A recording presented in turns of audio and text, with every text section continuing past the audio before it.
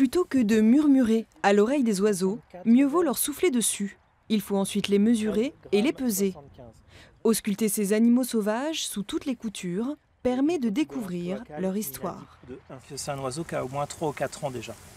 Ce qui est beaucoup pour une rousserolle, ça vit 7 ans en gros. Donc ça veut dire qu'elle a fait quelques voyages en Afrique.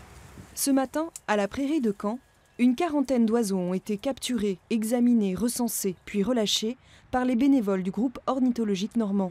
En 46 ans d'existence, l'association a observé une baisse significative de certaines populations. Cette espèce-là régresse aussi parce qu'elle vit dans un milieu très particulier, la roselière. Vu que ce milieu est rare et qu'on l'a drainé ou qu'on a mis des peupliers à la place, et les rousserolles effarvates ont vu leur aire de répartition régresser, leur population régresser, mais maintenant, vu qu'on a bien protégé ces milieux-là, elles se stabilisent, mais à un niveau qui reste bas comparé à il y a 20 ans. La prairie de Caen accueille 170 espèces différentes. Elle fait partie des 120 000 hectares de zones humides de l'ex-Basse-Normandie. Au cours du siècle dernier, en France, l'homme a fait disparaître 2/3 de ces surfaces, si hospitalières pour les oiseaux.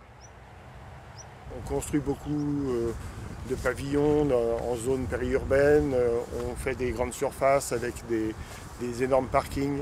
Donc il y a énormément de surfaces qui sont comme ça stérilisées chaque année. Et donc forcément les oiseaux, même s'il existe des oiseaux qui aiment les parkings, la plupart n'aiment pas ça. Plus d'insectes, plus de vers de terre, les sols goudronnés ou lessivés par l'agriculture intensive n'offrent plus à manger aux volatiles. En 15 ans, la population d'oiseaux a chuté d'1/3 sur le territoire français.